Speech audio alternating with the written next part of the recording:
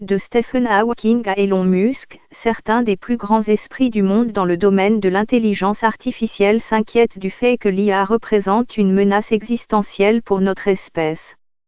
Mais selon un nouveau livre, ce ne sont pas les robots qui prennent conscience d'eux-mêmes et se révoltent contre leur maître humain qu'il faut craindre, mais les machines qui deviennent si bonnes pour poursuivre les objectifs que nous leur avons fixés, que nous finissons par être anéantis en leur fixant par inadvertance les mauvaises tâches.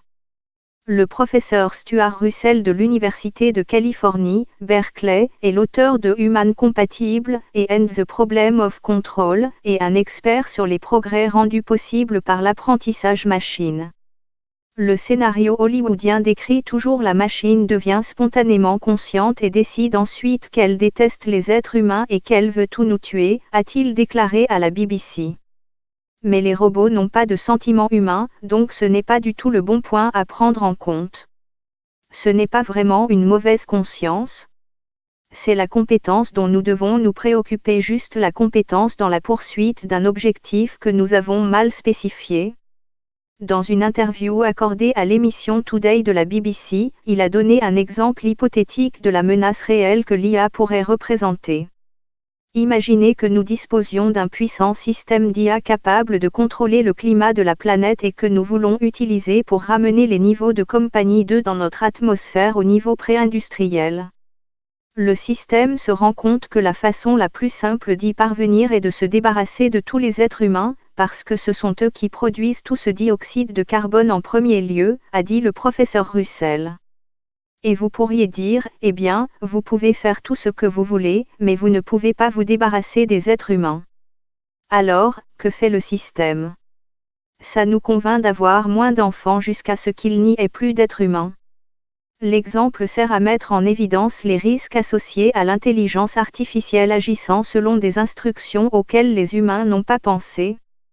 Selon le Centre d'études du risque existentiel de l'Université de Cambridge, au Royaume-Uni, la plupart des systèmes d'IA actuels sont des applications étroites, spécifiquement conçues pour s'attaquer à un problème bien défini dans un domaine précis. Un moment marquant pour ce domaine est venu en 1997, lorsque l'ordinateur Deep Blue a battu le champion du monde en titre aux échecs Garry Kasparov dans un match de 6 parties. Mais malgré l'exploit, Deep Blue a été spécialement conçu par les humains pour jouer aux échecs et serait perdu dans une simple partie de dames. Le logiciel AlphaGo 0, par exemple, a atteint un niveau de performance surhumain après seulement 3 jours de jeu Go contre lui-même. Utilisant l'apprentissage profond, une méthode d'apprentissage machine qui utilise des réseaux neuronaux artificiels, AlphaGo 0 a exigé beaucoup moins de programmation humaine et s'est avéré être un très bon joueur de Go, d'échecs et de shogi. Au fur et à mesure qu'un système d'IA devient plus puissant et plus général, il peut devenir superintelligent supérieur à la performance humaine dans de nombreux ou presque tous les domaines, explique le Centre des risques existentiels. Il soutient que le fait de donner à l'intelligence artificielle, IA, des objectifs mieux définis n'est pas la solution à ce dilemme, parce que les humains eux-mêmes ne sont pas sûrs de ce que sont ces objectifs.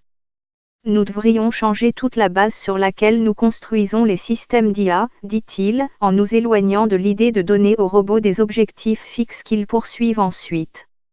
Et une fois que vous avez des systèmes qui fonctionnent de cette façon, ils s'en remettent aux êtres humains. Ils vont commencer à demander la permission avant de faire les choses, parce qu'ils ne sont pas sûrs que c'est ce que vous voulez.